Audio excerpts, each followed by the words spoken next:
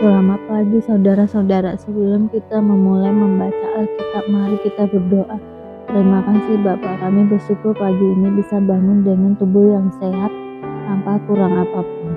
Sebelum kami melakukan aktivitas hari ini, kami rindu untuk membaca Alkitab Tuhan, untuk melandasi hidup kami dengan kebenaran-Mu. Oleh sebab itu kami semakin hari semakin berkenan di hadapan-Mu Tuhan.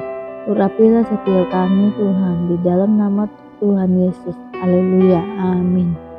Penyakit kusta. Tuhan berfirman kepada Musa dan Harun, apabila pada kulit badan seseorang ada bengkak atau bintil-bintil atau panang yang mungkin menjadi penyakit kusta pada kulitnya, ia harus dibawa kepada Imam Harun atau kepada salah seorang dari antara anak-anaknya, imam-imam itu. Imam haruslah memeriksa penyakit pada kulit itu, dan kalau bulu di tempat penyakit itu sudah berubah menjadi putih dan penyakit itu kelihatan lebih dalam dari kulit, maka itu penyakit kusta.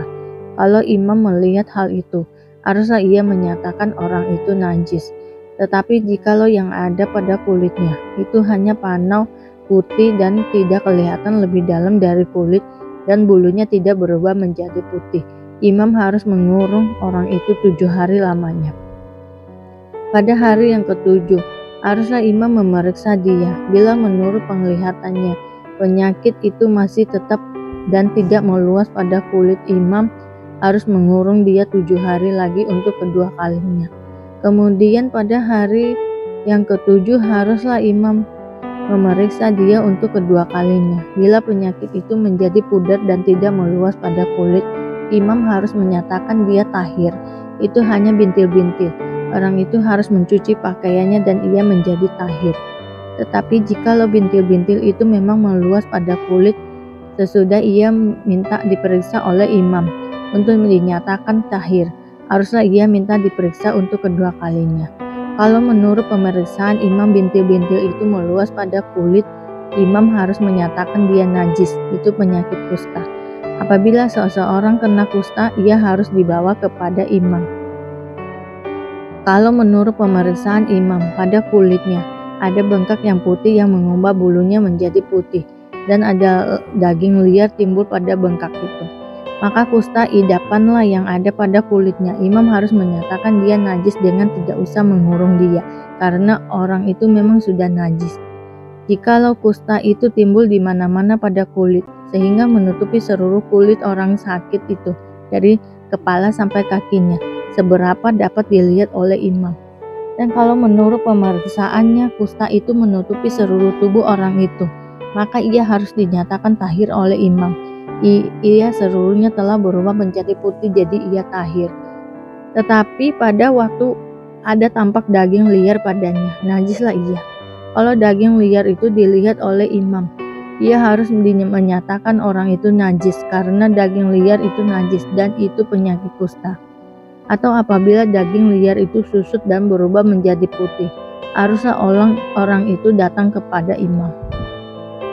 Kalau menurut pemeriksaannya penyakit itu telah berubah menjadi putih, haruslah imam menyatakan orang itu tahir. Memang ia tahir.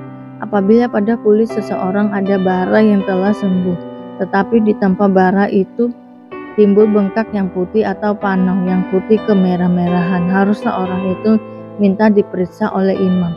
Kalau menurut pemeriksaannya panau itu kelihatan lebih dalam daripada kulit dan bulunya telah berubah menjadi putih, maka imam harus menyatakan orang itu najis, karena penyakit kusta lah yang timbul di dalam bara itu.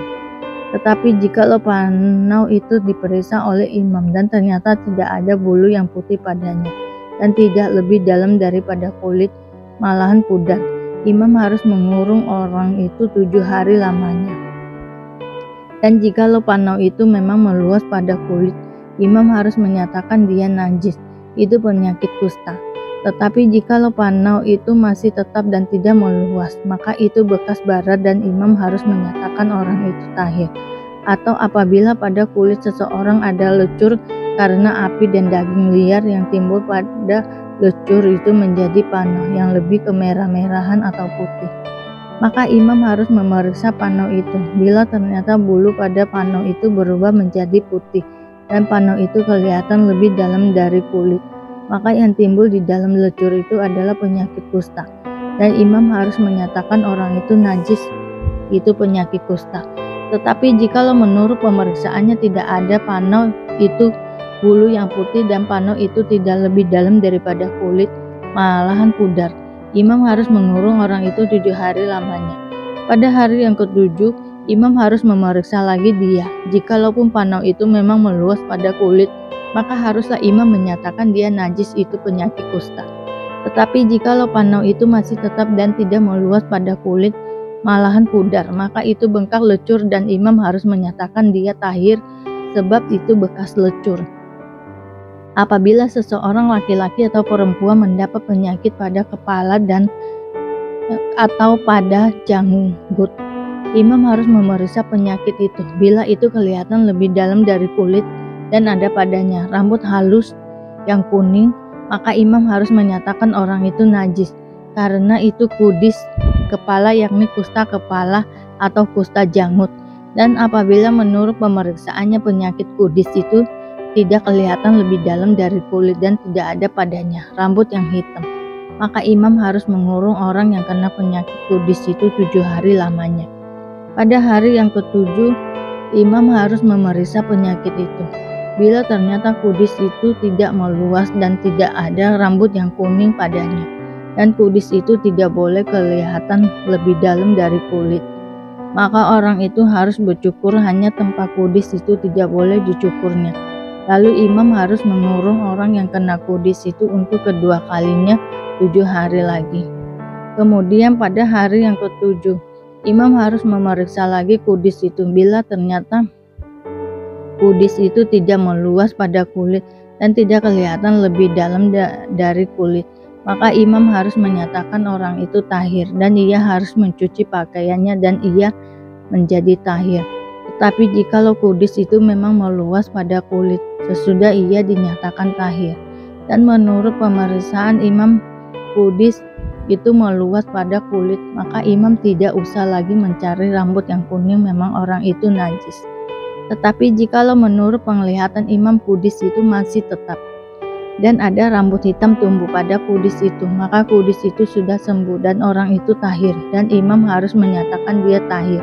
Apabila pada kulit seorang laki-laki atau perempuan ada panau-panau, yakni panau-panau yang putih, imam harus melakukan pemeriksaan. Bila ternyata pada kulitnya ada panau-panau pudar dan putih, maka hanya kuraplah yang timbul pada kulitnya dan orang itu tahir. Apabila rambut kepala seseorang laki-laki meluruh dan dia hanya menjadi botak, dia tahir. Jikalau rambutnya meluruh pada sebelah mukanya dan ia menjadi botak sebelah depan, ia tahir. Tetapi apabila pada kepala yang botak itu sebelah atas atau sebelah depan ada penyakit yang putih kemerah-merahan, maka penyakit kusta lah yang timbul pada bagian kepala yang botak itu. Lalu imam harus memeriksa dia. Bila ternyata bahwa bengkak pada bagian kepala yang botak itu putih kemerah-merahan dan kelihatannya seperti kusta pada kulit, maka orang itu sakit kusta dan ia najis, dan imam harus menyatakan dia najis karena penyakit yang di kepalanya itu. Orang yang sakit kusta harus berpakaian yang cabik-cabik, rambutnya terurai, dan lagi ia harus menutupi mukanya sambil berseru-seru, najis, najis. Selama ia kena penyakit itu, ia tetap najis. Memang ia najis. Ia harus tinggal terasing di luar perkemahan, itulah tempat kediamannya. Apabila pada pakaian ada tanda kusta, pada pakaian bulu domba atau pakaian lenan, entah pada benang lungsin atau benang pakannya, entah pada kulit atau sesuatu barang kulit. Kalau tanda pada barang-barang itu sudah kemerah-merahan warnanya, maka itu kusta. Hal itu harus diperiksakan kepada imam. Kalau tanda itu telah diperiksa oleh imam, dia harus mengasingkan yang mempunyai tanda itu 7 hari lamanya. Pada hari yang ke-7, ia harus memeriksa tanda itu lagi. Apabila tanda itu meluas pada pakaian atau benang lungsin, atau benang pakan atau pada kulit, entah untuk barang apapun kulit itu dipakai, maka itu adalah kusta yang jahat sekali, dan barang itu najis. Ia harus membakar barang-barang yang mempunyai tanda itu, karena itu kusta yang jahat sekali. Barang-barang itu harus dibakar habis. Tetapi jikalau menurut pemeriksaan imam tanda itu tidak meluas pada barang-barang itu, maka imam harus memerintahkan orang mencuci barang yang mempunyai tanda itu. Lalu ia harus mengasingkan 7 hari lagi untuk kedua kalinya. Kemudian sesudah barang itu dicuci, imam harus memeriksa tanda itu lagi. Bila ternyata rupa tanda itu tidak berubah, biarpun itu tidak meluas, maka barang itu najis dan engkau harus membakarnya habis. Karena tanda itu semakin mendalam pada sebelah belakang atau sebelah muka. Dan jikalau menurut pemeriksaan imam tanda itu menjadi pudar sesudah dicuci, maka ia harus mengoyakkan dari barang-barang itu. Tetapi jikalau tanda itu tampak pula pada barang-barang itu, maka itu kusta yang sedang timbul. Barang yang mempunyai tanda itu haruslah kau bakar habis. Tetapi barang yang telah kau cuci, sehingga tanda itu lenyap daripadanya, haruslah dicuci untuk kedua kalinya, barulah menjadi tahir. Itulah hukum tentang kusta yang ada pada pakaian bulu domba atau lenan, atau pada benang lumsin, atau pada benang pakan, atau pada setiap barang kulit untuk menyatakan tahir atau najisnya. Lalu Yesus memanggil lagi orang banyak dan berkata kepada mereka, "Kamu semua, dengarlah kepadaku dan camkanlah.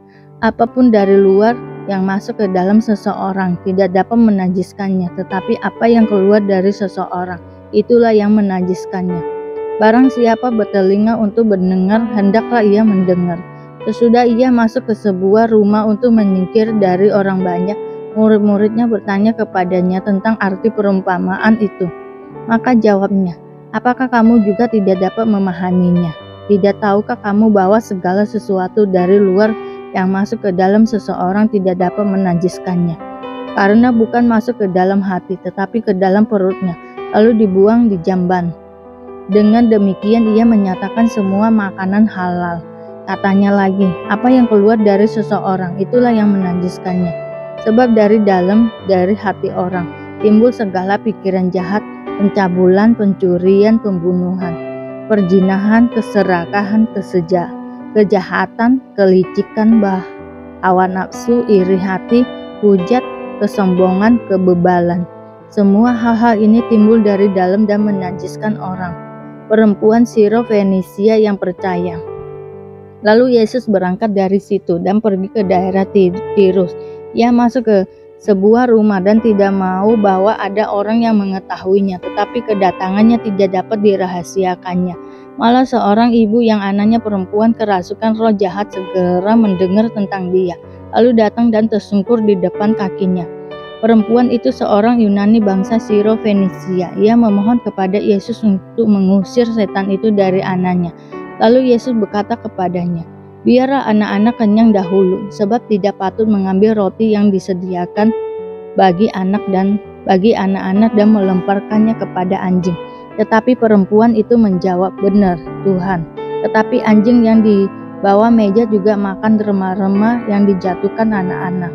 Maka kata Yesus kepada perempuan itu, "Karena kata-katamu itu, pergilah sekarang, sebab setan itu sudah keluar dari anakmu." Perempuan itu pulang ke rumahnya, lalu didapatinya anak itu berbaring di tempat tidur, sedang setan itu sudah keluar. Yesus menyembuhkan seorang tuli. Kemudian Yesus meninggalkan pula daerah Tirus dan dengan melalui Sidon pergi ke Danau Galilea, di tengah-tengah daerah Dekapolis. Di situ orang membawa kepadanya seorang yang tuli dan yang gagap dan memohon kepadanya supaya ia meletakkan tangannya atas orang itu. Dan sesudah Yesus memisahkan dia dari orang banyak sehingga mereka sendirian, dia memasukkan jarinya ke telinga orang itu, lalu ia meludah dan meraba lidah orang itu. Kemudian sambil menengadah ke langit, Yesus menarik nafas dan berkata kepadanya, "Efatah," artinya terbukalah. Maka terbukalah telinga orang itu, dan seketika itu terlepas pula lah pengikat lidahnya, lalu ia berkata-kata dengan baik.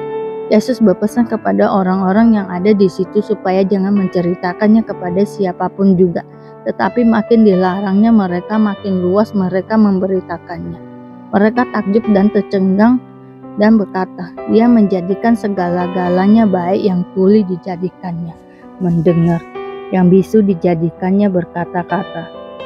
Terima kasih Bapa untuk hari ini, sehingga kami dapat membaca Alkitab-Mu Tuhan. Mari doa Bapa kami. Bapa kami yang di surga, dikuduskanlah nama-Mu, datanglah kerajaan-Mu, jadilah kehendak-Mu di bumi seperti di surga. Berikanlah kami pada hari ini makanan kami yang secukupnya, dan ampunilah kami akan kesalahan kami, seperti kami juga mengampuni orang yang bersalah kepada kami. Dan janganlah membawa kami ke dalam pencobaan, tetapi lepaskanlah kami daripada yang jahat, karena Engkaulah yang mempunyai kerajaan dan kuasa dan kemuliaan sampai selama-lamanya. Terima kasih Bapa, kami selalu bersyukur atas apapun Tuhan berikan hidup kami. Engkau tidak pernah meninggalkan kami ya Bapa. Hidup kami akan senantiasa berkecukupan di dalam-Mu. Di dalam nama Tuhan Yesus kami berdoa dan mengucap syukur. Amin, amin, amin. Tuhan Yesus memberkati.